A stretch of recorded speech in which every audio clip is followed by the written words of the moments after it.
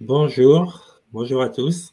Vous êtes donc dans l'atelier consacré au centre de santé. Nous sommes donc nous avons quatre intervenants sur ces questions d'accès aux soins. Avant même la pandémie, les problèmes de santé étaient revenus sur le haut de l'agenda politique avec la crise des Gilets jaunes, celle de l'hôpital et la pénurie de professionnels de santé. Dans ce contexte-là, il est vrai que les centres de santé trouvent un regain d'intérêt et nous allons voir ensemble les raisons de ce regain d'intérêt, les avantages et les limites de ce mode d'exercice des soins. Et nous avons pour ce faire trois modalités différentes. Les centres de santé mutualistes avec Nicolas Souveton, qui est président d'Oxfam, Sophie Milot, qui elle est directrice d'un centre de santé associatif à Belfort, le centre de santé Léon Blum, Alain Baupin, qui est le président de la SIC, la Société coopérative d'intérêt collectif de la rue Richerand à Paris, et Nadège, qui elle est une sociologue spécialiste des questions de santé et qui nous donnera son point de vue sur l'intérêt des centres de santé, leurs limites, etc. Donc, pour débuter, on va passer rapidement la parole à Nicolas Souveton, qui est donc le président d'Oxfam. Si vous avez des questions à poser, n'hésitez pas à le faire. Et lorsqu'une question vous paraît particulièrement intéressante, vous avez la possibilité de la signaler, on dit maintenant en français liker, c'est pas un terme que j'aime beaucoup, mais en tout cas, vous pouvez la signaler pour qu'elle soit reprise parmi les questions qu'on pourra poser à nos différents intervenants. Nicolas, je vous passe la parole pour quelques minutes, puisque la consigne, c'est aussi de faire court, sachant que nous devons nous arrêter dans 1h15 au maximum. Merci beaucoup. Je vais donc me contraindre à faire court pour peut-être lancer la discussion. Alors, vous l'avez dit en introduction, c'est vrai que le contexte sanitaire dans lequel on est fait que les questions de santé sont revenues sur le devant de la scène politique, mais peut-être avec un angle mort quand même dans la question de la prise en charge de la Covid notamment et la mobilisation qu'il peut y avoir aujourd'hui sur la compréhension des leçons qu'on doit tirer de la crise, c'est que le premier recours, et donc notamment les centres de santé, ont été peu présents dans la discussion et on s'est beaucoup concentré sur les difficultés que rencontrait l'hôpital public à répondre aux besoins de santé des populations en période de pandémie, mais on a peu étudié la difficulté qu'avaient eu les pouvoirs publics à coordonner l'offre de premier recours pour permettre d'apporter à la fois une réponse à un premier niveau sur la question de la Covid, mais peut-être au-delà de ça, ne serait-ce que continuer à assurer les soins dans un contexte qui était compliqué. Et nous, on a pu l'observer dans nos établissements mutualistes, c'est que on a parfois été très seul, même assez généralement très seul, dans la mise en place de réponses pour assurer la continuité des soins pendant le premier confinement et depuis le déconfinement, assez seul aussi pour essayer de reprendre contact avec les patients qui avaient été laissés un peu dans la nature et qui étaient sortis des parcours de soins. Je pense notamment aux patients qui étaient dans des parcours de maladies chroniques, etc. Mais peut-être que juste en préambule, ce qui peut-être peut interroger, c'est qu'est-ce que viennent faire des mutualistes sur les centres de santé. Alors, c'est pas nouveau, hein, parce que j'ai l'honneur de présider une structure qui a ouvert le premier établissement sanitaire en 1821, donc ça fait quand même quelques années que la mutualité est engagée sur ce sujet-là. Mais notre engagement, il part d'un constat, c'est que la question de l'accès aux soins, elle repose principalement sur deux éléments. La possibilité pour les patients de payer les soins et le deuxième élément, c'est la possibilité pour les patients d'avoir une offre de soins disponible. Et donc, la mutualité, elle approche globalement cette problématique-là, à la fois en travaillant à la solvabilisation des dépenses à travers les complémentaires santé, mais aussi à la construction d'une offre de soins qui permet généralement dans des territoires où il n'y a pas d'offre de soins d'apporter une capacité à avoir des professionnels de santé en proximité. Ce qui nous amène à y compris intervenir sur ces deux aspects-là. Parce que quand on parle des centres de santé, il y a deux choses, à mon avis, qui font que c'est une des réponses à la crise de la médecine de premier recours que les pouvoirs publics s'avèrent incapables de résoudre depuis plusieurs années. Le premier élément, c'est le fait que ça répond, je pense, à une aspiration des professionnels de santé de travailler différemment, notamment sur la médecine générale et la médecine spécialisée, c'est-à-dire de sortir d'une espèce de médecine du 19e siècle qui est chacun dans son cabinet, seul toute la journée, sans plateau technique, sans confrères et sans paramédical à proximité, à un exercice qui soit l'exercice coordonné. Et je pense que la vraie bataille politique du moment, c'est le fait que cet exercice coordonné devienne la norme et qu'on sorte du mythe qu'entretiennent encore par ailleurs, je pense, aujourd'hui une minorité de médecins sur le fait que l'exercice libéral isolé serait à même de répondre aux besoins. Et le deuxième élément, et c'est un des aspects, je pense, les plus déterminants pour les centres de santé, peut-être à la différence des autres formes coordonnées, c'est le fait qu'on ait aussi une offre qui est accessible financièrement. Parce qu'on est, dans certains territoires, la seule offre qui respecte le secteur conventionnel, secteur 1. On a par exemple un centre de santé, nous, à Nice. Nice n'est pas un désert médical, il y a des professionnels de santé, en voulez-vous, partout. La seule chose, c'est que vous pouvez y accéder si vous avez les moyens de le faire, parce que pour la plupart, ils sont en secteur 2, voire même hors convention médicale. Et donc, notamment sur la gynécologie, par exemple, à Nice, aujourd'hui, le centre de santé est la seule offre de gynécologie disponible en secteur 1 sur le territoire. Donc, il y a déjà cette question d'accessibilité économique où, structurellement, naturellement, les professionnels de santé des centres de santé pratiquent le secteur 1. La deuxième chose, c'est la question du tiers payant et du tiers payant généralisé pratiqué dans les centres. On a eu une tentative politique de faire en sorte que le tiers payant devienne la norme en médecine de ville. On a eu une levée de bouclier des libéraux, comme on en avait rarement eu, sur le fait qu'on est en train de soviétiser la médecine. Pour autant, le fait qu'on est dans cette absence d'avance de frais, c'est un vrai levier d'accès aux soins, parce que, y compris, on le sait, aujourd'hui, le frein économique, la simple capacité, notamment dans une crise sociale comme celle qu'on traverse, d'avancer les 25, les 30, les 35 euros de la consultation peut être un vrai frein pour certaines populations. Et donc, on a, avec le centre de santé, un outil qui nous permet de lever cette contrainte-là.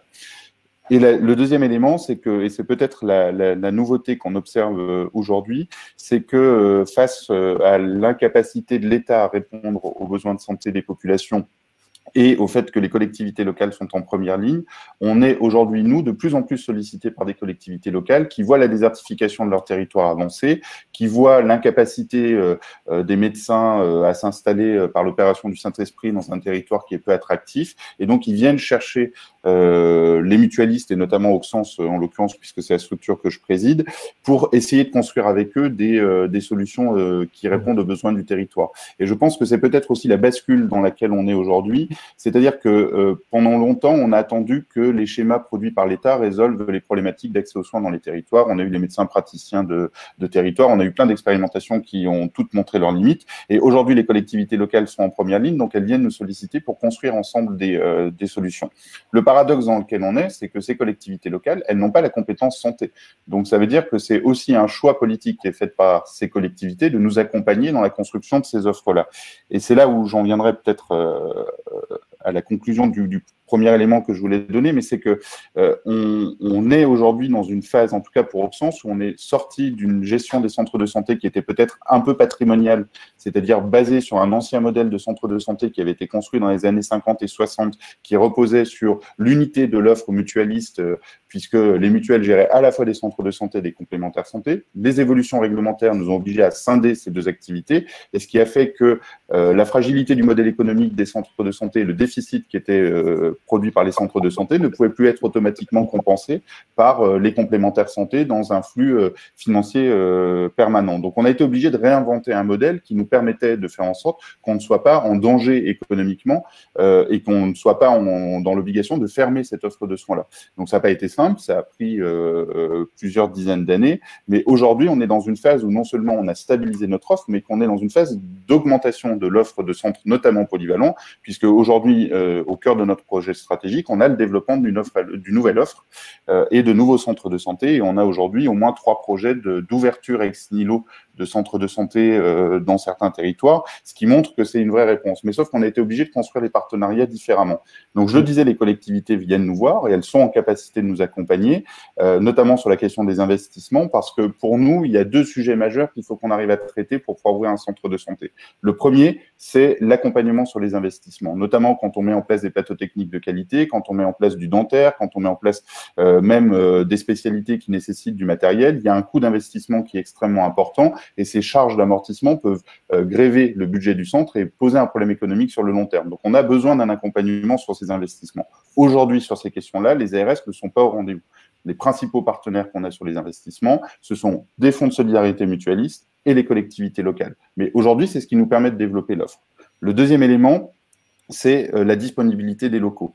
On ne peut pas, y compris dans les grands centres urbains, dans les grandes villes, installer des centres de santé avec un niveau de loyer qui soit complètement délirant et qui corresponde aux contraintes du marché, parce que de la même manière, sur un modèle économique fragile, ça vient mettre en danger la pérennité de l'offre. Donc on a besoin de construire des partenariats sur ces locaux-là, de manière à ce qu'on soit en capacité de s'installer quasiment dans des locaux, j'aurais tendance à dire, mis à disposition, mais je trouve que c'est parfaitement cohérent parce qu'on est là bien sur une mission de service public. C'est-à-dire que nous, on est un opérateur de droit privé, mais l'accès aux soins, la santé est un droit constitutionnel garanti, et aujourd'hui, on est là pour compenser une défaillance des pouvoirs publics et on apporte une solution qui permet de redonner de la dynamique au territoire. Sauf que la difficulté qu'on a sur ces éléments-là, c'est que ça nous laisse quand même dans un modèle de gestion qui reste fragile, même si des progrès ont été effectués ces dernières années, notamment à travers l'accord national sur les centres de santé, qui reconnaît un petit peu mieux la spécificité des centres de santé. Je pense qu'on n'est pas au bout de la réponse sur cette question-là, à la fois parce qu'on est toujours contraint par la rémunération à l'activité qui, je pense, n'est pas la bonne manière de rémunérer les professionnels de santé aujourd'hui, mais nous, on évolue dans un cadre réglementaire et légal qui nous est imposé, donc je pense qu'il faut transformer ce modèle-là, et en l'occurrence, ça reste une contrainte. Et la deuxième chose, c'est que on ne prend pas suffisamment en compte les besoins spécifiques de certaines populations dans certains territoires qui nécessitent qu'on les accompagne plus spécifiquement et donc qu'on puisse sortir justement de cette approche rémunération à l'activité pour pouvoir prendre le temps nécessaire ou aller chercher les populations là où elles sont. Parce que la toute dernière chose que je voudrais dire, c'est qu'aujourd'hui, quand bien même nos établissements soient installés, par exemple, dans des quartiers prioritaires politiques de la ville ou en marge de ces quartiers-là pour accueillir des populations peut-être plus mixtes, la difficulté à laquelle on est confronté, c'est qu'il y a toujours une partie des populations qui ne rentrent pas dans des parcours de soins parce qu'elles ne se déplaceront de toute façon très difficilement dans un établissement. Et donc, on a besoin plutôt de déplacer l'expertise médicale et l'accompagnement là où elles sont et donc de réfléchir différemment et peut-être de réfléchir nos centres de santé plus en projection que dans l'attente que les patients viennent les voir. Et sur ces éléments-là, on a aujourd'hui très peu d'espace de réflexion et d'accompagnement. Et je pense qu'on a une vraie approche à avoir sur cette question-là pour, y compris, aller chercher des personnes qui sont aujourd'hui en dehors des parcours de soins. Et je crains malheureusement que la crise sociale qu'on est en train de traverser va encore plus isoler certaines catégories de la population et rendre d'autant plus difficile l'accès aux soins sur certains territoires. Merci, c'était très clair et vous avez posé une série de questions sur lesquelles il faudra que l'on revienne au cours de notre débat.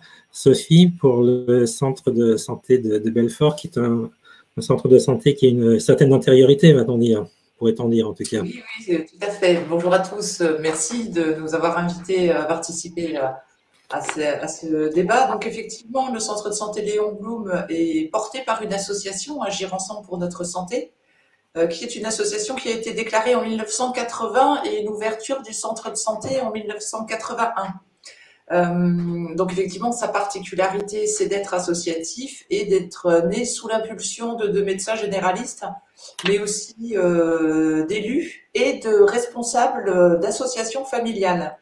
Et c'est relativement important puisque dès le départ, dès 1980, les usagers, la population s'est approprié cet outil et a participé à la construction et ensuite à la gouvernance et à la gestion. Aujourd'hui, ils font encore partie du conseil d'administration de l'association et notre bureau est exclusivement composé de représentants d'usagers. C'est d'autant plus important qu'ils sont des garants des valeurs portées par l'association et par le centre de santé, valeurs qui reprennent ce qui vient d'être dit par Nicolas. Effectivement, les centres de santé ont pour mission un égal accès de tous à des soins de qualité, une non-discrimination et bien entendu une prise en charge globale. Alors, la particularité aussi du centre de santé de Belfort, c'est d'être un centre médical. Finalement, on est un petit centre de santé. Aujourd'hui, on a une équipe qui est composée de 8 médecins généralistes. Mais effectivement, je trouve qu'il porte bien son nom de centre de santé, puisque dès le départ, il ne s'est pas contenté d'exercer seul et de prodiguer des soins de médecine générale, mais il a développé des partenariats et a développé une offre de santé globale Pour citer juste quelques exemples, il a eu durant plusieurs années un service de santé au travail dès 1984. En 1995, il a développé ce qui s'est appelé un point santé, qui était un véritable lieu de prévention en faveur de la population, mais en faveur des acteurs de santé. Donc là, l'idée était bien de travailler sur une offre globale et pluriprofessionnelle, déjà, même si lui reste un centre médical. Il s'est inscrit dans les premiers programmes d'éducation thérapeutique du patient développés en ambulatoire dès 2008. Dans la même lignée, il s'est inscrit dans le protocole ASALE, qui est un protocole de coopération et de délégation de tâches, entre les médecins généralistes et des infirmiers. Il a développé des consultations mère-bébé, de prise en charge des addictions, de prise en charge des pathologies chroniques de manière pluridisciplinaire. Il a participé aux expérimentations relatives aux nouveaux modes de rémunération qui préfiguraient, j'ai envie de dire, les missions des maisons de santé pluriprofessionnelles. Donc voilà, centre médical, mais effectivement toujours très axé offre de santé globale, en allant puiser dans les ressources du territoire. Il est effectivement implanté dans un quartier populaire de Belfort depuis 1981, qui est maintenant quartier politique de la ville, avec effectivement une partie de sa population qui est vulnérable, je veux dire, mais pas que. C'est aussi un vrai lieu de mixité sociale, et ça c'est très intéressant. Quand on regarde, nous, notre profil de patientèle, on a à peu près 50% de nos patients qui résident sur ce quartier politique de la ville et 50% qui provient soit des autres quartiers de la ville, soit plus largement du territoire. Alors pour le coup, le territoire de Belfort est un petit département, donc c'est assez facile de rayonner plus largement que la ville. Alors effectivement, aujourd'hui, l'enjeu, c'est de faire vivre notre projet de santé en respectant les valeurs fondatrices. Et c'est vraiment là où la participation des usagers, pour nous, est importante, puisqu'ils sont le garant du respect de ces valeurs. Et malgré tout en maintenant un équilibre économique qui est parfois délicat. Alors, ce centre de santé a connu effectivement 2 grosses crises financières, une première en 2005, une deuxième en 2015. On en sort gentiment. Ça n'est pas simple, effectivement. On a des mesures qui ont permis au centre de santé une certaine reconnaissance. On pourrait remettre en question le financement à l'acte, qui n'est pas forcément le plus pertinent, notamment vis-à-vis des populations qu'on accueille et qui ont besoin de prise en charge un petit peu particulière. Mais voilà, aujourd'hui, j'ai envie de dire, financièrement, économiquement, il a trouvé un modèle qui, pour l'instant, convient. Il s'est un petit peu recentré sur lui-même, mais malgré tout, on reste dynamique.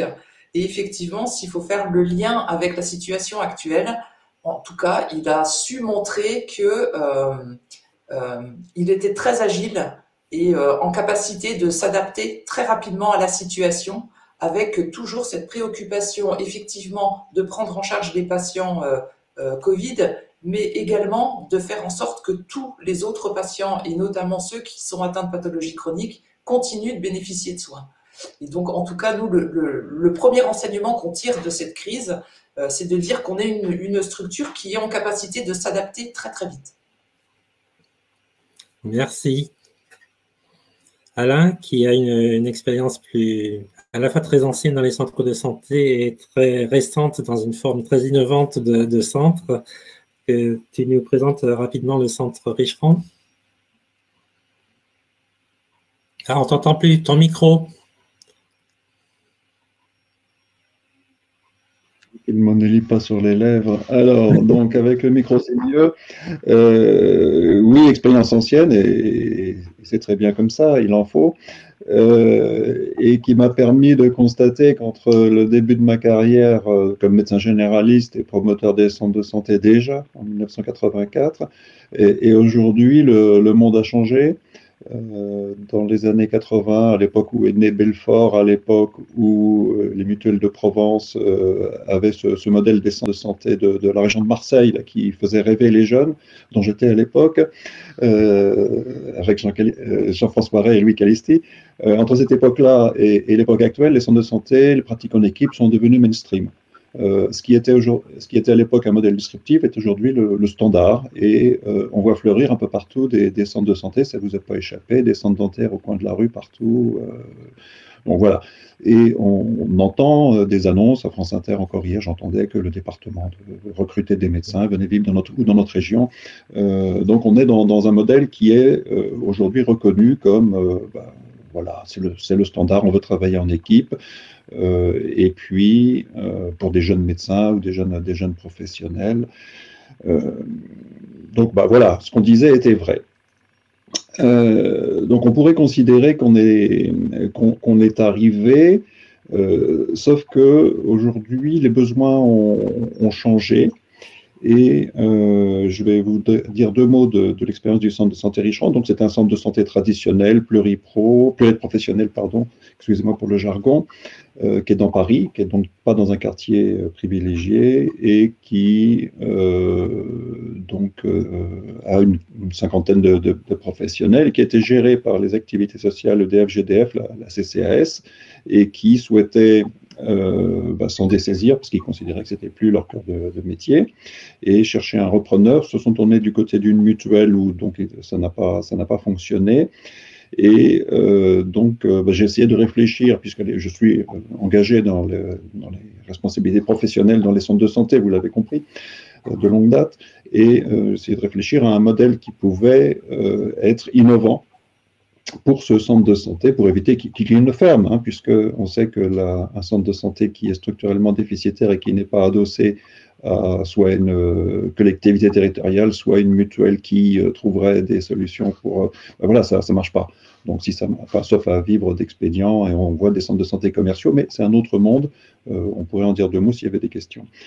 Et donc, l'idée que j'ai proposée donc, aux gestionnaires historiques donc en 2015, c'était de trouver une forme coopérative. À l'époque, j'ignorais tout des formes coopératives, mais je connaissais dans le monde de la santé. Je connais le monde de la santé, je ne connais pas le monde de la coopération.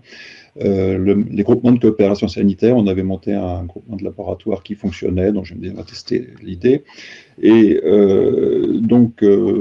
on a travaillé sur le modèle SIC. Pourquoi? Parce que d'un point de vue théorique, il nous semblait intéressant, puisqu'il permettait d'associer à la gouvernance, par définition, les usagers, les bénéficiaires, et puis les salariés, donc les professionnels, qui est probablement le grand enjeu qui est devant nous pour les centres de santé, comment monter une gouvernance. Donc, alors, je vous passe tous les... C'est vraiment une démarche projet. La cible était de monter une coopérative qui aille dans cette direction-là, et il y avait plein d'étapes à franchir. Il a même fallu changer la loi puisqu'on avait un vecteur législatif avec le gouvernement qui était habilité à légiférer par ordonnance. C'était comme ça, c'est bien tombé.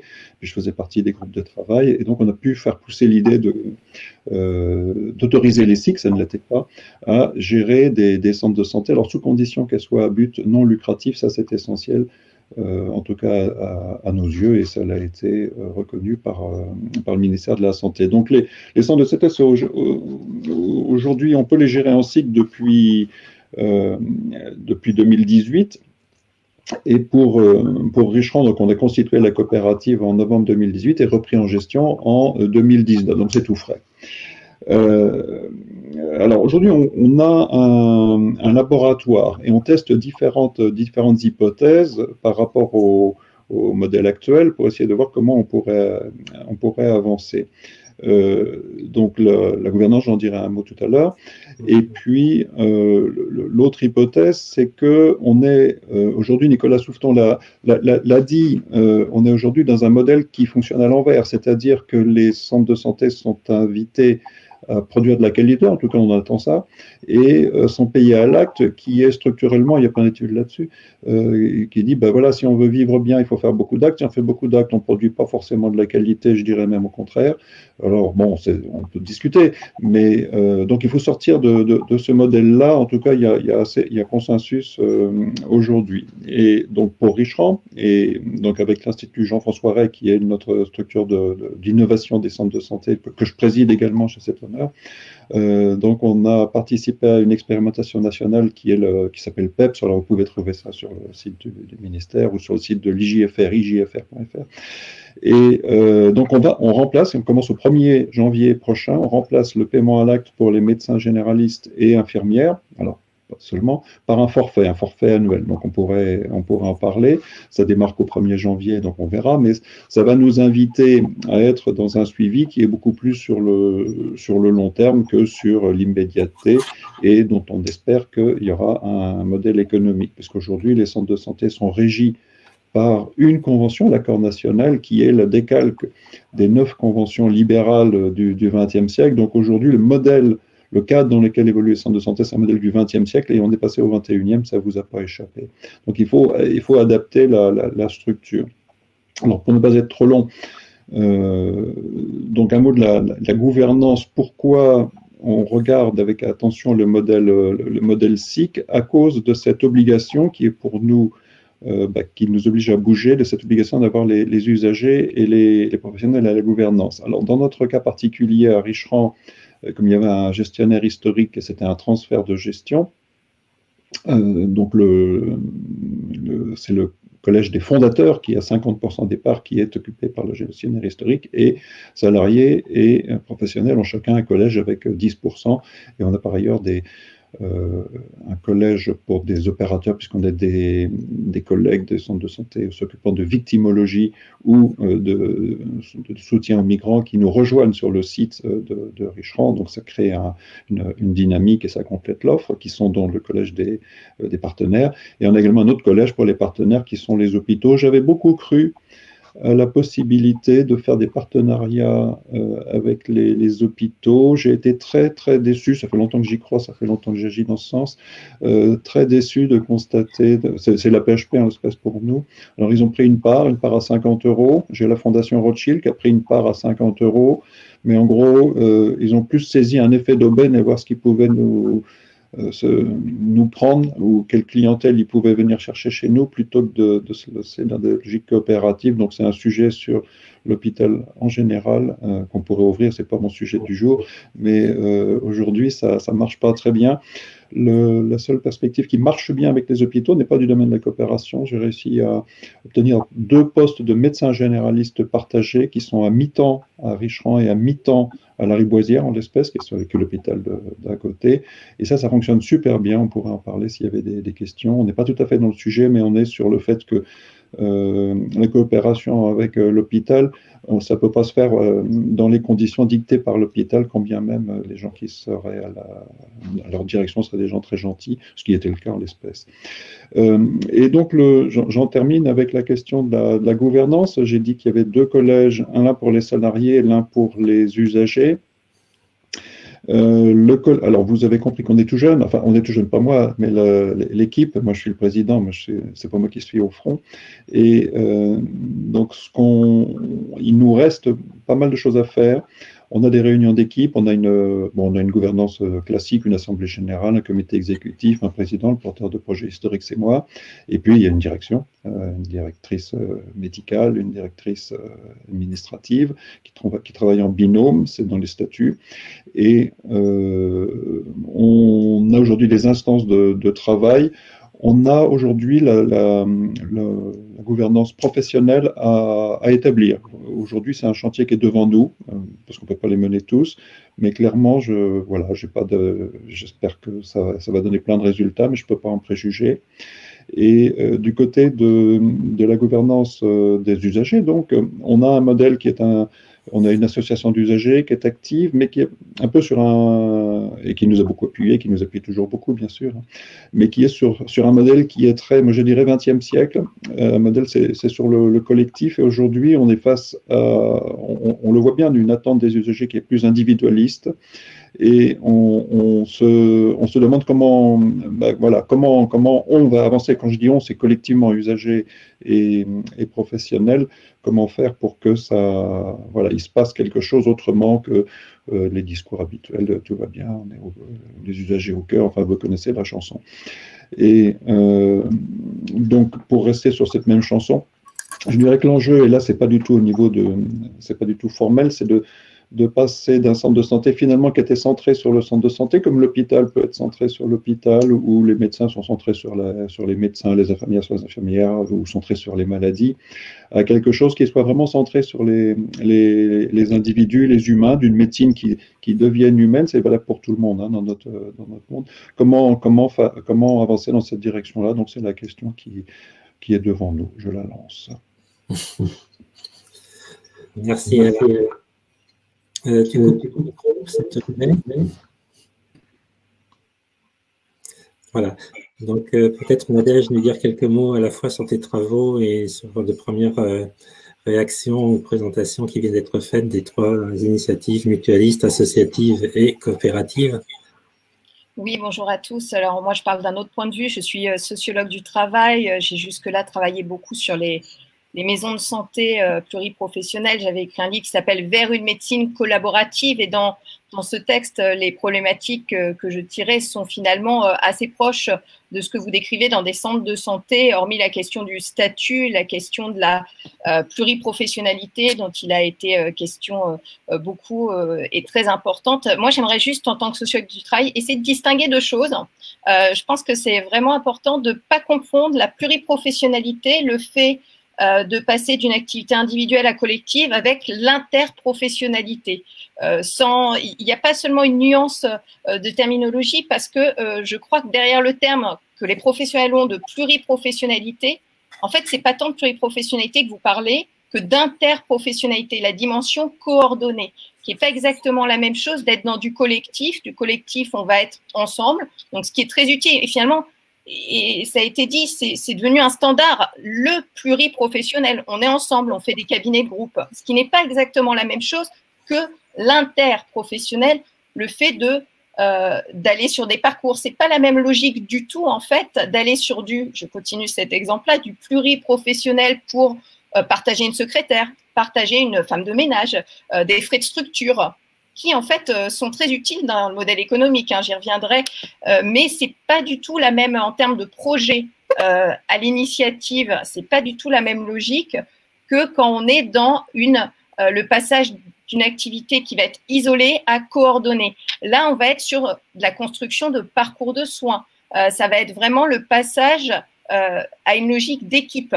Et ça, c'est extrêmement intéressant de passer non pas d'un groupe, mais à une équipe soignante. Ça me semblait assez intéressant à mentionner. Qu'est-ce qui est intéressant dans l'interprofessionnalité, dans la dimension coordonnée de vos expériences? Ce qui me semble extrêmement fort, ce sont ces différents points. Le projet de santé, un engagement collectif autour d'actions de santé publique qui sont extrêmement importante, l'appartenance à ce collectif, donc une association, une mutuelle. Finalement, est-ce que le statut est important? On pourra en discuter, je ne sais pas. Si c'est vraiment si important, je pense que le projet et les actions qui vont être choisies d'être menées pour une population, des actions qui vont être plus ou moins spécifiques, et d'ailleurs, ça pourrait être, j'en profite pour poser une question aussi aux intervenants, comment vous priorisez vos actions? Comment vous choisissez d'aller sur telle ou telle problématique? Ça m'intéresserait dans l'échange. Il y a la dimension d'horizontalisation des relations. Dans mes travaux, ce que je vois, c'est que la plupart, malgré les différences de métier, il y a une importance un terme générique revient. J'ai plus affaire à une infirmière, à un kiné, à un médecin généraliste, j'ai affaire à des soignants. Le terme de soignant, le terme de professionnel de santé, qui est vraiment beaucoup utilisé, sert, enfin moi je l'analyse comme ça en tout cas, à inclure. C'est une façon très inclusive dans le travail, justement, de créer le groupe, de créer un groupe où on va tendance, on sait bien que quand même, il y a toujours une hiérarchie du médecin sur les paramédicaux, mais dans ces équipes-là, il y a un travail qui est fait, au moins un travail discursif sur le fait de réduire l'écart entre ces différents métiers et de créer des temps coordonnés pour échanger. Alors ça, c'est une autre logique. Je vais faire encore 2 points si c'est possible, très rapide. Il y a la question d'aspiration. Qu'est-ce qu'on va chercher dans ce type de structure? Ce que j'ai vu, c'est que la structure collective, elle présente un soutien, le collectif comme soutien, avoir des gens avec qui échanger, ça c'est extrêmement pertinent.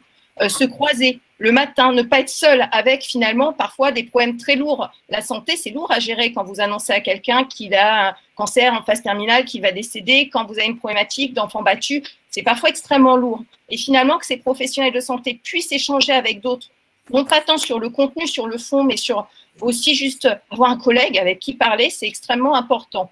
Il y a la dimension de conciliation entre vie privée et vie professionnelle, pouvoir prendre des congés sans culpabiliser, abandonner sa patientèle, pouvoir réussir à organiser ses départs, son absence parfois pour avoir éventuellement pouvoir s'occuper d'enfants quand on est une femme ou un homme. Aujourd'hui, du coup, on peut essayer d'investir un temps parental. Ça permet de sécuriser ou en tout cas de diversifier sa carrière, puisque ce type de structure permet de s'investir sur du soin, si vous aimez le soin, mais pas seulement. Vous pouvez investir des actions de santé publique plus associatives auprès des écoles, auprès de différentes… Vous pouvez investir du temps syndical, du temps de recherche. Vous pouvez investir du temps parental aussi pour vous, être moins présent. C'est extrêmement intéressant de ce point de vue-là. Si je peux faire un dernier point, j'aimerais revenir sur et après, on pourra pointer d'autres problèmes, les contraintes, par exemple, de ce type de structure, mais j'aimerais revenir pour terminer sur le paradoxe qu'a pointé Alain Beaupin sur la qualité des soins d'un côté et la quantité des actes à produire de l'autre.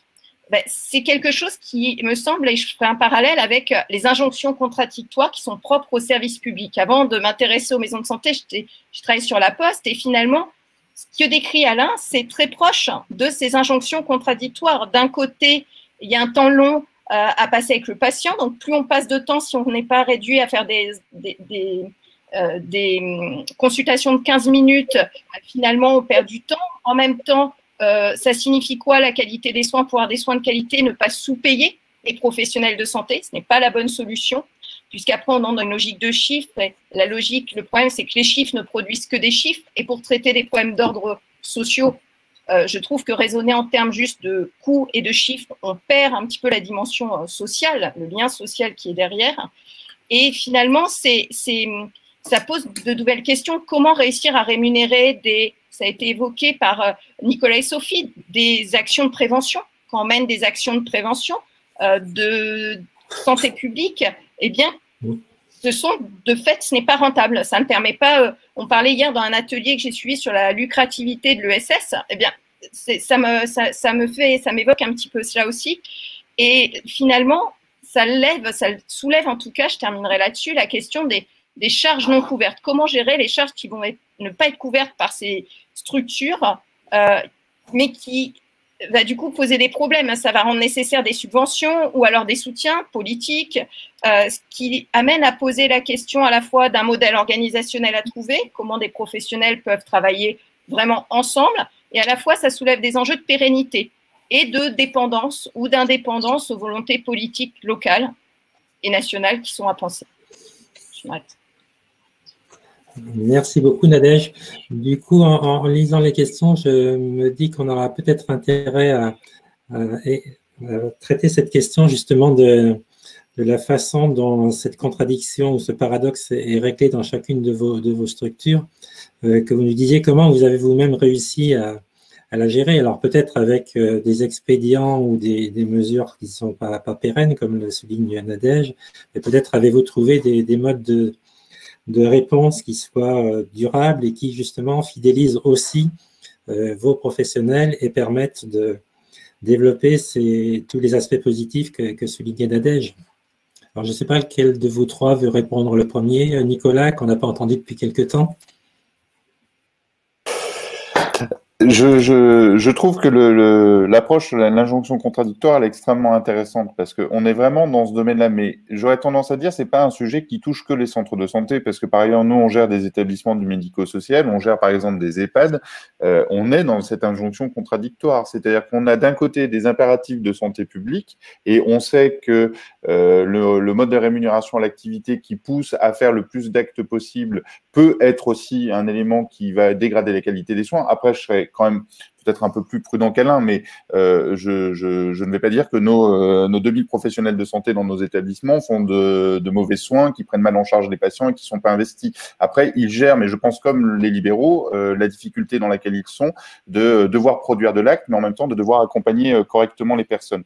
Et ce qui nous pose, nous, le plus de difficultés, c'est ce que vous disiez, c'est-à-dire que quand on prend des gens qui ont des besoins de santé plutôt, on va dire, classiques, qui viennent parce qu'ils ont un rhume, parce qu'ils ont une gastroentérite, parce qu'ils ont une angine, qui nécessite une consultation qui est relativement rapide, qui n'ont pas de problématiques sociales, qui n'ont pas de problématiques psychologiques, qui sont dans l'emploi. Bon, la consultation peut aller relativement vite parce qu'il n'y a pas de problématique particulière. La question qui se pose, c'est la question de toutes les personnes qui ont plus de problèmes, qui viennent voir le professionnel de santé parce qu'elles ont un besoin d'écoute et qui, dans ce cas-là, posent un problème dans le cadre de la rémunération à l'activité. Alors, nous, aujourd'hui, on n'a pas trouvé la solution miracle, y compris, Alain évoquait les centres de santé de Marseille créés par Louis Calisti.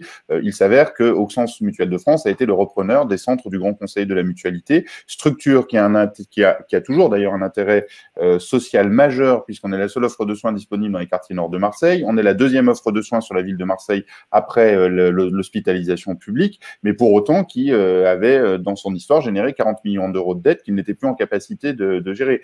Et donc, la contradiction, elle est aussi que si on ne fait pas attention à cette question de modèle économique et qu'on la gère un peu par-dessus la jambe, le risque, c'est la disparition complète de l'offre de soins qui est disponible. Donc, il faut qu'on gère cette contradiction-là. Donc, nous, pour l'instant, nos professionnels de santé en centre de santé sont rémunérés à l'activité parce que c'est le mode de rémunération qui existe. Mais après, on essaye, avec notamment les collectivités locales et les ARS, de s'inscrire dans des programmes transversaux qui permettent d'obtenir des financements pérennes sur des actions de prévention, la prise en charge de publics spécifiques. Mais vous le disiez, Nadège, la question, c'est la pérennité de ces offres-là et de ces accompagnements-là. Parce que quand on est sur des actions one-shot, alors déjà, il y a un premier problème, c'est qu'on passe généralement plus de temps à construire le dossier de subvention et, entre guillemets, la masse salariale mobilisée sur la construction du centre de la subvention dépasse ce que ça nous rapporte en termes d'action. Et la deuxième chose, c'est qu'on est face à des publics qui ont des besoins pérennes. Donc, ça sert à rien de construire une action sur un an pour dire c'est super, notamment sur la question des migrants à Marseille. On a vachement bien pris en charge les migrants qui sont arrivés dans ce bateau. Par contre, ceux qui arriveront dans le prochain bateau, ils vont se démerder parce qu'on n'a pas de solution à leur apporter.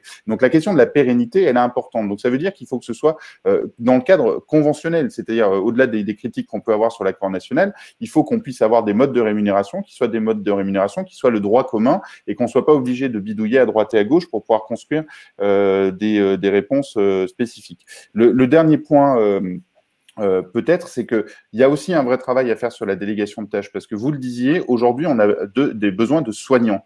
Très sincèrement, je ne pense pas qu'un médecin généraliste fait 10 ans d'études pour prendre la tension artérielle. C'est-à-dire qu'on a aussi quelque chose à construire sur les équipes de soignants qu'on a dans nos centres, c'est-à-dire s'appuyer sur les assistants médicaux qui sont en train de rentrer dans les établissements, les infirmières qui y travaillent déjà, éventuellement des infirmières de pratique avancée et les professionnels, pour qu'on soit justement dans cette prise en charge collective et qu'on fasse en sorte que chacun des acteurs rémunérés à sa juste valeur, parce que c'est bien de dire qu'on va faire des IPA, mais si on les rémunère pas correctement, ça ne sert à rien de dire qu'on va en faire, parce que dans ce cas-là, c'est y compris de la maltraitance vis-à-vis de ces personnels-là, et qu'on puisse rentrer dans une prise en charge globale. Mais ça veut dire qu'il faut aussi lutter contre le corporatisme médical, parce que j'adore les professionnels de santé, on est très content quand ils viennent travailler chez nous, mais ils ont quand même une forme de corporatisme dans leur pratique, qui est que dès qu'on parle délégation de tâches, dès qu'on parle transfert de compétences sur les infirmières, dès qu'on parle de travail en équipe, vous le disiez, ils ont parfois encore un peu le sentiment d'avoir des secrétaires face à eux et pas forcément des partenaires. Donc, il y a aussi un vrai travail à faire sur l'approche de la profession médicale. J'ai quand même beaucoup d'espoir parce que ça change beaucoup entre les nouveaux professionnels de santé, les jeunes professionnels de santé et les plus anciens, donc en espérant que ça soit une tendance pérenne. Alain, tu voulais prendre la parole? Oui, c'est sur la question les professionnels, etc. Oui, chaque profession a ses caractéristiques, ses qualités, ses forces, ses faiblesses. J'ai pas le même ressenti que Nicolas.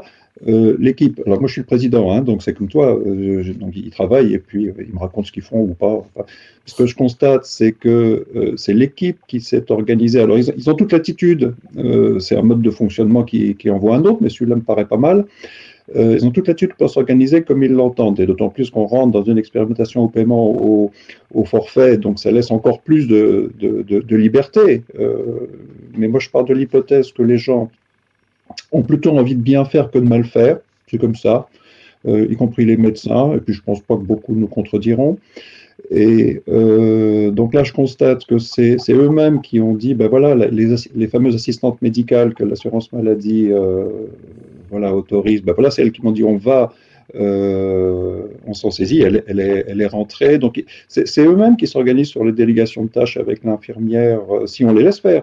Mais évidemment, si on leur impose dans des conditions qui peuvent être perçues comme des injonctions ou imposées d'en haut, ça marche plus. Ça marche plus. C'est un mode de fonctionnement que ça a eu payé peut-être, mais aujourd'hui, non. Sophie? Oui, mais je rejoins effectivement cette problématique de l'interprofessionnalité qui a été soulevée par Nadège et que Alain souligne là. Effectivement, les équipes, en tout cas des centres de santé, j'ai envie de dire, ont envie de travailler en interprofessionnalité. Alors que ce soit l'équipe salariée du centre de santé ou en s'associant des partenariats et des professionnels de santé extérieurs. Donc, je crois que c'est ça qui est intéressant. Par contre, effectivement, ce qu'on peut peut-être regretter aujourd'hui avec les assistants médicaux ou avec les infirmières de pratique avancée, au-delà de l'intérêt que ça a pour les prises en charge globales, c'est qu'effectivement, les modes de financement qui y sont associés sont toujours calculés au nombre de patients qui vont être vus dans l'année ou à une augmentation de la patientèle médecin traitant et une aide du coup dégressive. Et forcément, ça remet en question le modèle économique et le fait de pouvoir développer des prises en charge innovantes, mais qui répondent vraiment aux besoins de certaines populations, avec toujours cette idée de se dire, au début, on va réussir parce que les aides financières sont là, mais effectivement, à un moment, on ne parviendra plus à ouvrir ces services au plus grand nombre et notamment à ceux qui en ont le plus besoin et qui sont souvent aussi ceux qui ont les ressources financières les plus faibles.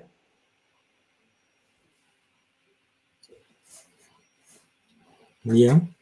C'est une vaste question dont on n'a pas forcément tous les éléments de réponse, mais ça nous amène peut-être à réfléchir justement et ça rejoint un certain nombre de questions qui ont été posées, c'est la place des centres de santé dans les politiques locales de santé, le lien avec le médico-social ou comme Nicolas pouvait le dire, avec des publics spécifiques. Alain a évoqué les difficultés de travail avec les hôpitaux, donc comment s'inscrivent vos différents centres dans ces dynamiques territoriales? Alors, Sophie a manifestement une expérience très avancée en la matière, mais je trouve qu'il y a là une réflexion si on est sur cette hypothèse que les politiques de santé vont se décentraliser, néanmoins, quoi qu'il arrive, on peut le souhaiter à la suite à la fois de la pandémie, mais déjà des premières réflexions qui avaient été menées dans le cadre de Ma Santé 2022. Donc, comment s'inscrivent vos différents centres dans les politiques locales de santé? Vous n'avez pas parlé des ARS, qui doivent valider votre projet de santé, mais je ne sais pas si derrière il y a des évaluations, comment se font également les relations avec les ARS qui normalement ont quand même un rôle de régulation sur le territoire. Alors, moi, je veux bien témoigner de l'expérience de Belfort, mais c'est probablement lié aussi à notre contexte. Nous, on est un tout petit territoire, finalement, à l'échelle de la France. On a plutôt de très bonnes relations avec l'Agence régionale de santé qui très régulièrement nous sollicite pour soit développer des projets, soit prendre notre avis. Donc voilà, on fait partie de plusieurs commissions. ça se passe très bien. Ils sont venus à notre secours aussi financièrement quand on était en difficulté. Alors c'est l'ARS, mais pour nous ça a été aussi Franche-Comté Active, ça a été aussi le DLA. On bénéficie encore aujourd'hui de soutien de la ville et du conseil départemental. Donc je crois que le centre de santé de Belfort est reconnu depuis toujours comme un acteur de soins primaires majeur, j'ai envie de dire, sur la ville. On a aussi cette particularité, nous, d'être implanté dans un bâtiment qui appartient à la ville, avec des paramédicaux libéraux. Et puis depuis quelques mois, quelques années, on a des médecins spécialistes libéraux qui nous ont rejoints. Donc là, on est plutôt dans le cadre de la pluriprofessionnalité, même si effectivement l'idée au départ était vraiment de travailler en interprofessionnalité. Là, on n'a pas encore franchi le cap. J'ai envie de dire, nous, on a plutôt de bonnes relations avec les acteurs. Maintenant, effectivement, c'est toujours très compliqué de travailler avec les autres, de travailler avec l'hôpital. On avait initié en 2018 une réflexion autour d'une communauté territoriale de santé. Nous, on souhaitait le faire à l'échelle de notre quartier parce que pour nous, ça avait vraiment du sens. Alors, quartier qui regroupe à peu près 10 000 habitants. Finalement, l'ARS nous a dit que ce territoire n'était pas suffisamment important et le développement de cette CPTS maintenant est reprise par un autre promoteur sur un bassin beaucoup plus vaste. Donc, nous y participons, bien entendu, en qualité d'acteur de santé, mais on n'en est plus le promoteur. Nicolas, si... Alors, sur la participation au projet de santé des territoires, c'est vrai qu'aujourd'hui, on a deux cas de figure différents. Il y a les centres qui sont là historiquement depuis des années, et puis il y a les nouveaux qu'on construit. Sur ceux qui sont là historiquement, j'aurais tendance à dire qu'on est parfois confronté au fait que justement on n'a pas de politique de santé du territoire. Si je prends par exemple ce qui existe sur la ville de Marseille, tout le monde sait que l'offre de soins mutualistes, en l'occurrence des centres de santé, est indispensable à l'accès aux soins des populations. Pour le coup, c'est nous qui nous débrouillons tout seuls pour savoir quelle est la politique de santé qu'on veut mener sur le territoire, parce que la collectivité locale municipale notamment, on est là, on fait partie du paysage, ça les intéresse pas. Alors bon, il y a eu un changement de majorité à Marseille, donc bizarrement, on a un petit peu plus de contact en ce moment avec la mairie, notamment pour justement essayer de faire en sorte que l'offre de soins s'intègre au-delà de la question de la réponse aux besoins de santé dans un écosystème local qui va y compris faire communiquer le social, le médical et le médico-social. Parce que ce travail de coordination-là, quand on le mène depuis le centre de santé, il est extrêmement compliqué parce que déjà, il y a une pluralité d'acteurs, notamment sur des grands centres urbains, et qu'il est toujours compliqué que ce soit nous qui soyons à l'origine de la mise en coordination et de la mise autour de la table de tous ces acteurs-là. Et donc, je pense qu'aujourd'hui, alors je ne sais pas si on va vers une déconcentration ou décentralisation officielle de la politique de santé, mais en tout cas, techniquement, elle existe déjà.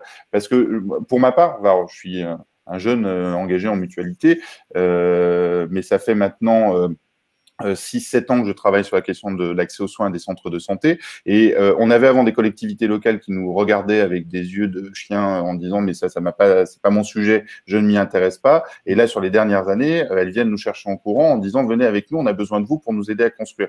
Donc je pense qu'il y a une bascule qui est en train de s'opérer sur ces éléments-là, et les collectivités pour moi c'est vraiment aujourd'hui l'acteur qui doit à la fois nous aider à réaliser le diagnostic des besoins au niveau territorial et qui va ensuite nous aider à mettre tous les autres acteurs autour de la table et notamment l'ARS.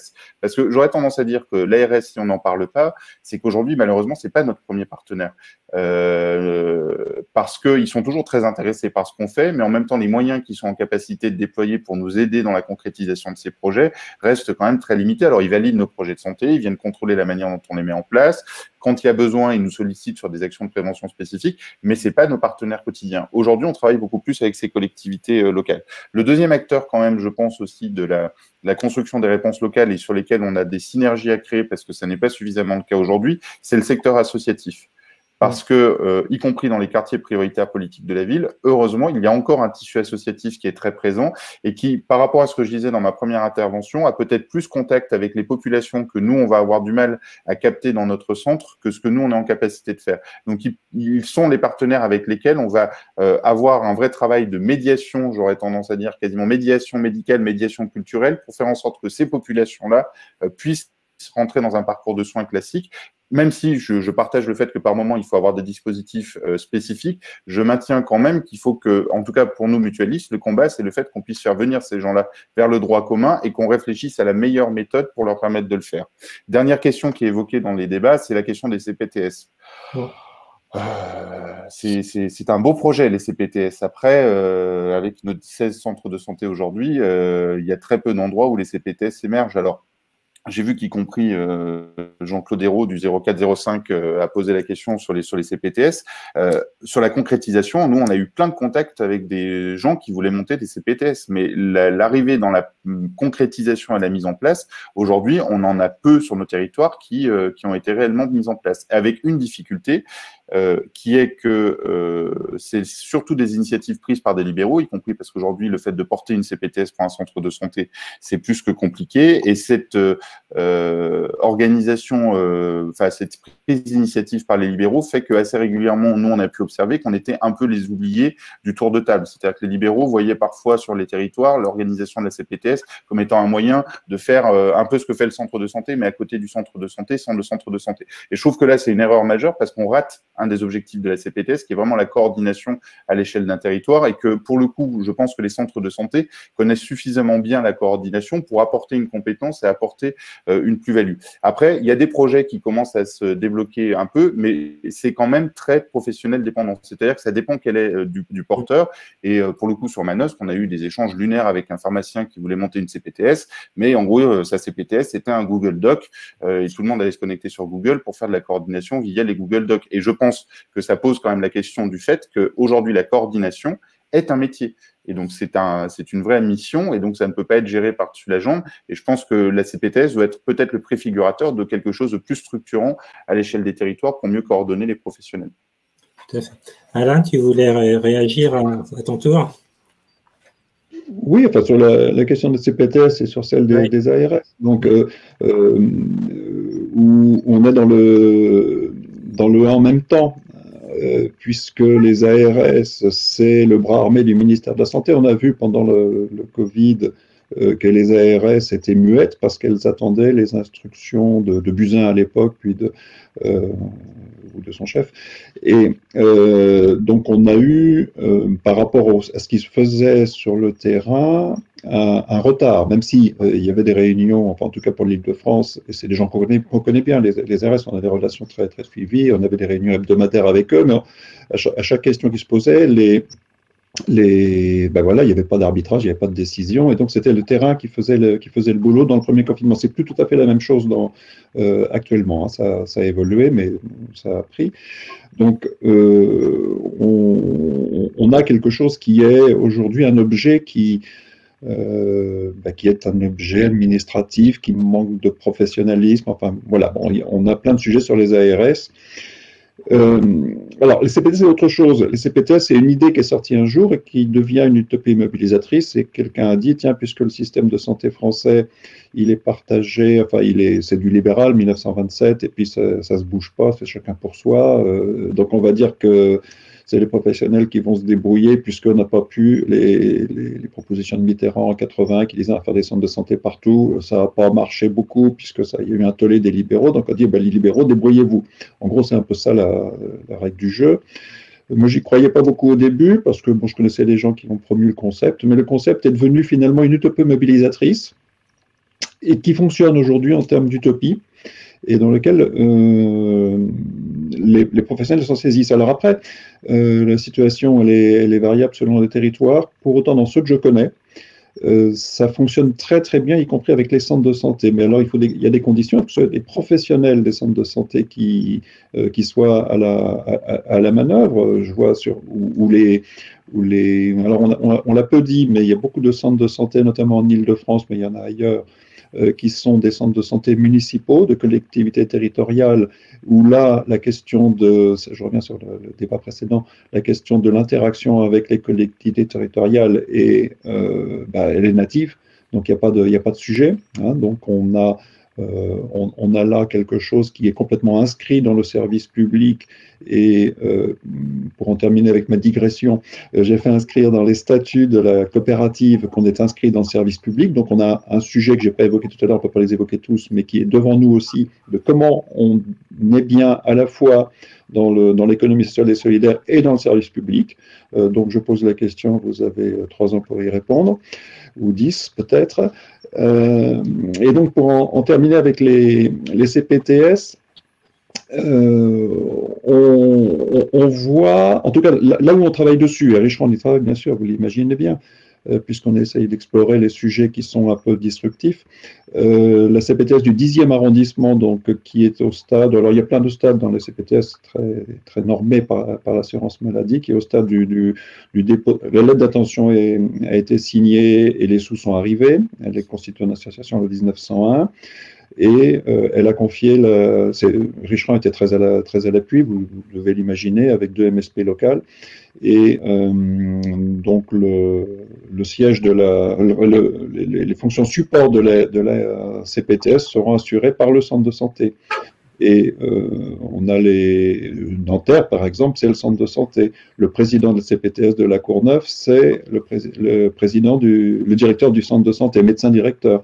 Donc on voit que là où il y a une véritable implication des professionnels des centres de santé dans la politique locale, alors c'est plus facile quand c'est des communes, mais ça peut être le cas ailleurs, ça fonctionne bien et l'objet CPTS n'est plus une coquille vide, ce que moi je craignais au début, mais devient quelque chose de vivant. Alors jusqu'où ça ira ?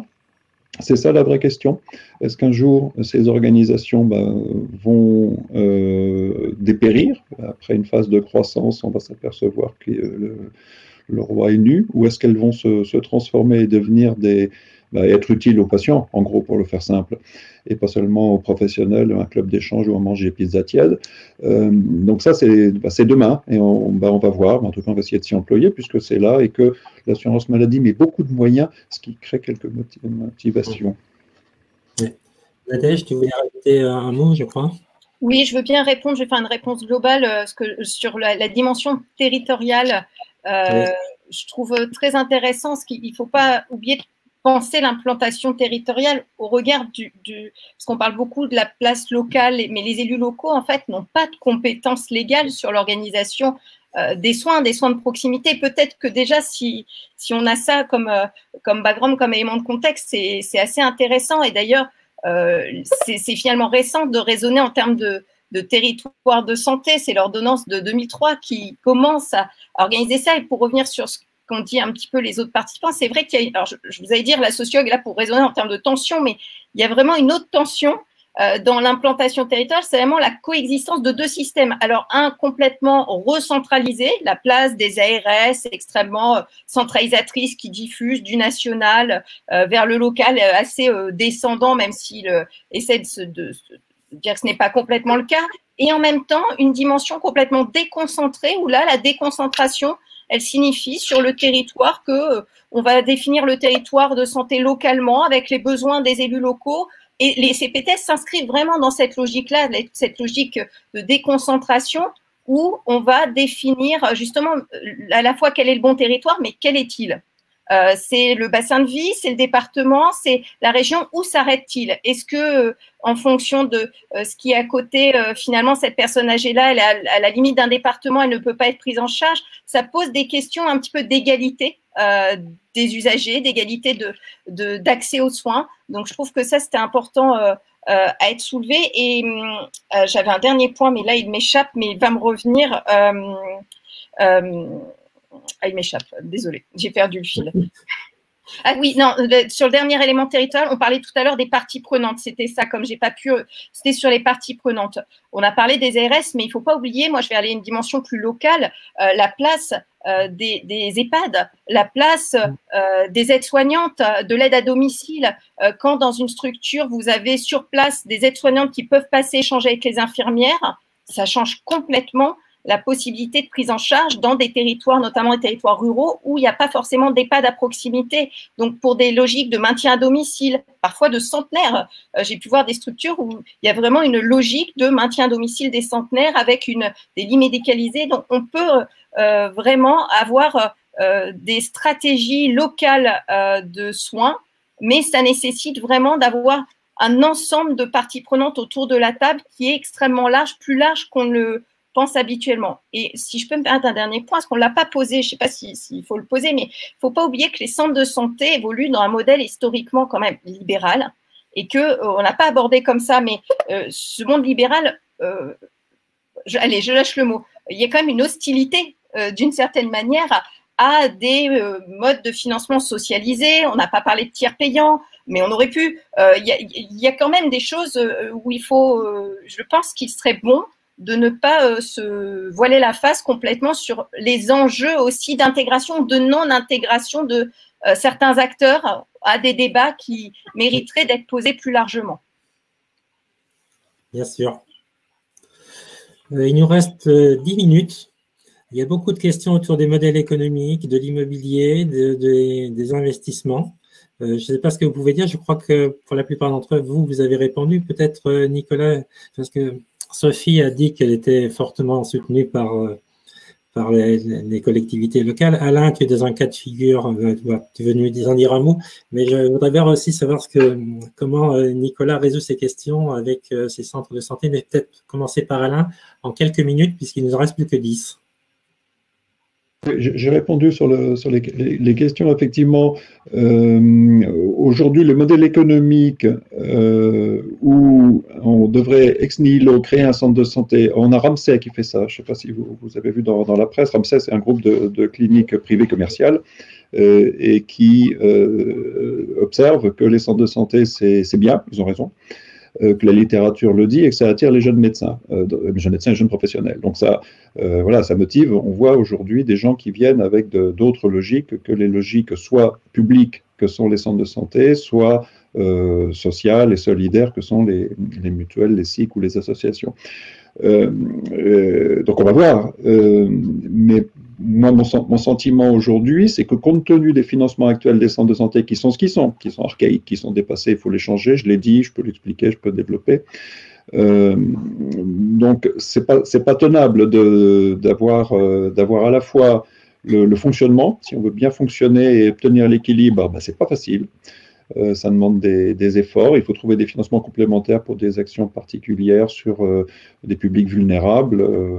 Voilà, ça coûte de l'argent. C'est des moyens humains à mettre en œuvre. Donc derrière, ben, y a un coût. Il y a des gens qui font les additions et qui nous disent ben là, j'aimerais bien le faire, mais je ne peux pas. Et si en plus on doit payer du foncier ou de l'immobilier, ben, c'est strictement impossible. Donc aujourd'hui, les modèles qui pourraient fonctionner, sont des modèles, déjà, ça c'est réglé. Pour Richerand, par exemple, l'hypothèse qu'on formule, c'est qu'on puisse fonctionner, on est dans Paris, vous imaginez bien le prix du foncier dans Paris, c'est 3000 m², vous faites la multiplication. Donc si on peut se permettre d'avancer, c'est uniquement parce que le gestionnaire historique, en contrepartie du fait qu'on le débarrasse de son déficit structurel, qui était quand même important, parce que bon, c'était pas une gestion au cordeau, en contrepartie de ce qu'il va gagner, il a consenti à la SIC un bail amphithéotique à 1 euro symbolique et pendant 50 ans. Donc tout de suite, ça donne un peu d'air. En contrepartie, pour la SIC de faire des travaux, on en est quand même déjà à 4 millions d'euros. Donc voilà, ça tempère la générosité. Voilà, la générosité. Mais bon, pour l'instant, on tient de... Voilà, donc sur les questions du modèle économique et de l'immobilier, le mode de fonctionnement aujourd'hui ne peut pas être équilibré raisonnablement si on ne veut pas sacrifier quelque chose. Et donc, je vais le redire une fois de plus, il faut bouger le modèle économique. Alors, il y a Brigitte Dormont qui, dans un journal qui s'appelle Alternative économique, qu'on connaît bien ici, a écrit un superbe article où elle explique pourquoi il faut fusionner, elle ne le dit pas comme ça, mais en gros ça revient à ça, l'Ondam de ville et l'Ondam hospitalier, en gros arrêter de raisonner, de cloisonner et trouver des financements qui soient beaucoup plus malins et sans mettre la contrainte sur l'hôpital. Brigitte Dormont, mais tout le monde connaît, mais je vais, voilà, DORMONT, et vous le trouverez, Alternative économique. Et elle rajoute centraliser cette enveloppe. Nicolas, vous aviez un mot à ajouter sur… Oui, je rejoins Alain sur le fait qu'aujourd'hui, on parlait tout à l'heure d'injonction paradoxale sur la rémunération, c'est la même chose sur ce qu'on demande aux centres de santé. C'est-à-dire qu'on demande aux centres de santé d'aller dans les quartiers où personne ne veut aller, de recruter les professionnels de santé là où ils ne veulent pas aller, de faire des centres qui soient performants, qui prennent en charge tous les publics et que ça coûte rien. Ça ne peut pas marcher, ça ne peut pas marcher. Et je pense que ce qui change aussi dans les collectivités locales, c'est que maintenant, on l'entend ce discours-là. C'est-à-dire, vous ne pouvez pas nous demander d'aller construire un centre de santé, ne pas nous accompagner et considérer que c'est à nous de le faire. Mais c'est pas suffisant. C'est-à-dire qu'une fois qu'elles ont pris cette conscience-là, pour l'instant en tout cas, alors peut-être qu'Alain me contredira, mais on n'a pas vu tomber des mesures d'accompagnement spécifiques qui font qu'aujourd'hui nos modèles sont complètement à l'équilibre et qu'on est riche à millions. Donc ça montre bien que derrière la prise de conscience, il y a quelque chose à modifier dans le système global. Et je pense qu'il y a peut-être un défi pour les centres de santé, c'est de ne pas se laisser enfermer dans le fait qu'on ne serait qu'une réponse à des problématiques sociales. C'est-à-dire que je pense que l'intérêt du centre de santé, c'est que ça répond aux besoins de santé des populations et de toutes les populations.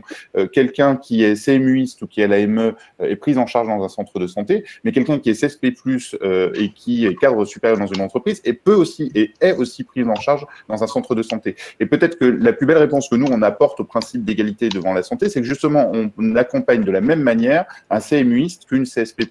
Mais sauf que ça veut dire que dans l'implantation des centres, et c'est important au niveau du modèle économique, c'est qu'il faut qu'on veille à la mixité des populations qui fréquentent le centre. C'est déjà très compliqué d'équilibrer un centre de santé. On ne peut pas équilibrer un centre de santé qui n'accueille que des publics ultra précaires, qui ont tous des besoins complètement liés. Donc cette mixité-là, et je crois que Sophie le disait tout à l'heure, elle aussi, à la mixité des populations, c'est extrêmement important parce que je pense que c'est le centre et je pense que c'est aussi ce qu'attendent nos professionnels de santé parce que c'est aussi très compliqué, c'est très lourd de prendre en charge des publics très, très précaires et donc il faut pouvoir faire cette mixité-là. Et donc ça passe, cette mixité pour nous, y compris par la qualité des plateaux techniques qu'on apporte. Donc une fois qu'on a résolu le problème des locaux, et ça c'est important, et là je pense que les collectivités locales, elles ont un rôle majeur à jouer, c'est-à-dire qu'elles doivent utiliser des locaux pour pouvoir les mettre à disposition des gestionnaires de centres. Le deuxième élément, c'est qu'on doit être accompagné à la hauteur nécessaire sur les investissements en plateaux techniques.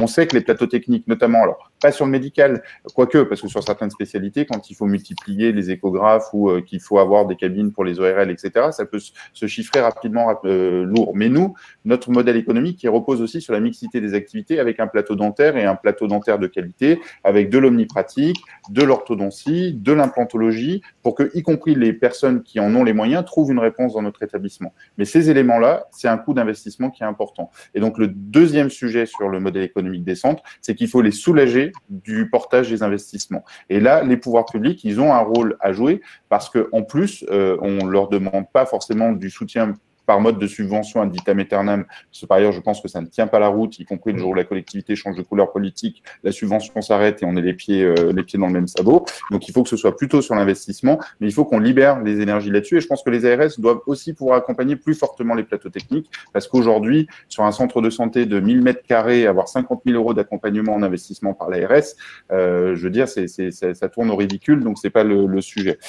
Et le dernier point, par rapport à ce que vous disiez sur la structure libérale aujourd'hui et l'approche extrêmement libérale, je pense que c'est un vrai sujet.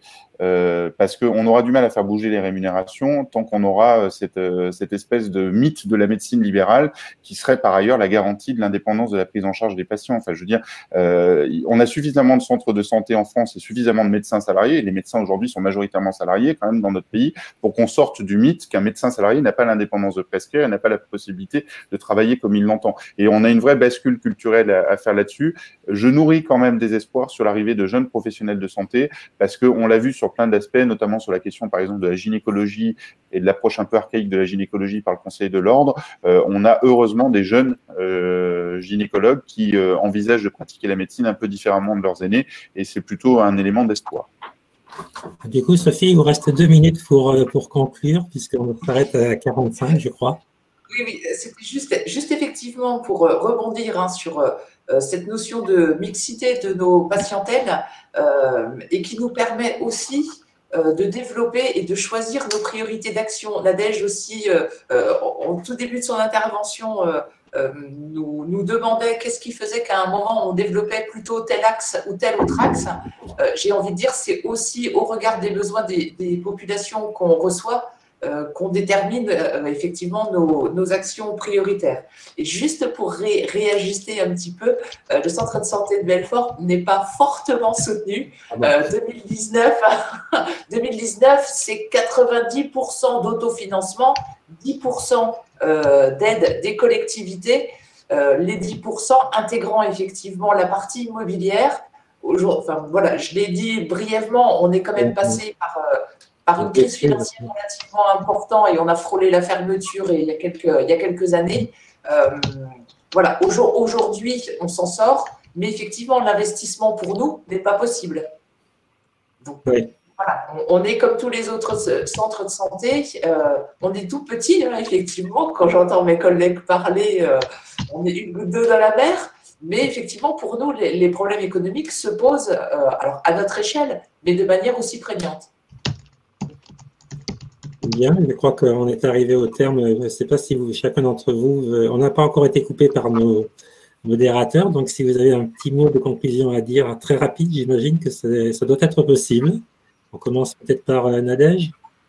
Oui, moi je veux bien juste terminer sur deux points qu'on n'a pas suffisamment abordés, mais on a fait déjà un tour très intéressant sur la dimension populationnelle et le fait qu'on a parlé des problématiques, mais peut-être qu'on aurait pu aussi relever davantage l'intérêt à pousser ce type de modèle et notamment cette dimension un peu populationnelle. Au-delà de la patientèle, on s'intéresse aussi à ce qui se passe sur un territoire et le fait de relier, je trouve que ça c'est extrêmement intéressant, davantage le sanitaire et le social, parce qu'on a tendance à opposer les deux en mettant d'un côté des problématiques où on met des assistants sociaux qui ne sont pas là pour résoudre, mais en fait peut-être qu'il y a des problèmes de santé, si on résout les problèmes de logement, on aura aussi des réponses. Donc je trouve que cet élément-là, voilà, je voulais terminer sur ces deux points qui me semblent extrêmement intéressants et je partage totalement l'intérêt de la mixité sociale des patients qui permettra de sortir de représentation, là je le sociologise aussi, mais de représentation un petit peu archaïque à l'image du dispensaire qui soigne les pauvres malades, finalement qui n'est plus vraiment conforme à la réalité aujourd'hui des pratiques et des institutions centres de santé. Nicolas, peut-être? Je partage complètement. Je pense que les centres de santé ne sont pas la seule solution à la crise de la médecine de premier recours, mais pour autant, les centres de santé sont une solution importante à cette problématique-là. Et il serait peut-être temps quand même que les pouvoirs publics en prennent conscience et qu'on ait enfin une approche qui soit plurielle dans les politiques de santé publique et de médecine de premier recours dans les territoires. Il n'y a pas que l'hôpital et le libéral, il y a tout un secteur au milieu qui aujourd'hui travaille beaucoup et se développe, et il a besoin d'être à la fois reconnu sur ses spécificités et appuyer sur les missions qui sont aujourd'hui les siennes. Mais je pense que la prise de conscience est en marche. À nous de continuer à faire la démonstration au quotidien dans les territoires de l'intérêt qu'on a pour l'accès aux soins des populations. Alain, tu fini? Non, tu coupes ton micro là. Coupé, on va. Oui, alors peut-être un petit. Je rebondis sur la dernière question sur l'ESS, n'est pas seulement une économie de la réparation. Oui, ce qui m'intéresse, moi, c'est il y a plein de trucs qui m'intéressent, vous l'avez un peu compris, mais dans le cadre de ce débat, c'est de réfléchir à ça sert à quoi l'ESS dans notre sujet. Et il me semble qu'on a du potentiel. On n'a pas. Alors, il ne faut pas écouter les gens qui ne jurent que par l'ESS, qui disent que l'ESS est l'alpha et l'oméga de tout, et avec d'autant plus de vigueur qu'ils n'en sont pas forcément convaincus complètement. Bon, j'ai découvert ce discours, mais derrière le discours, il y a des choses. Et il n'y a pas tout ce qu'ils promettent, il n'y a pas tout ce qu'ils pensent, mais je pense que ça mérite vraiment d'être travaillé à côté du service public et en lien avec le service public. L'ESS n'est pas un objet en soi. C'est le patient, c'est la santé du patient et ça peut y répondre. Voilà, pas plus que les professionnels ne sont, ou les fameuses CPTS centrées sur les professionnels. Voilà, qu'on sorte de cette logique centrée sur les types de réponses économiques, organisationnelles ou les types de professionnels pour qu'on aille vraiment sur qu'on se décentre. Bien, je vous remercie. J'espère que nos auditeurs ont été convaincus. Je crois que ça reste en replay, donc si d'autres veulent le relire ou le revoir, ce sera toujours possible. Merci à vous tous et puis à bientôt. Merci à tous, bonne journée. Au revoir. Au revoir. Merci beaucoup, au revoir.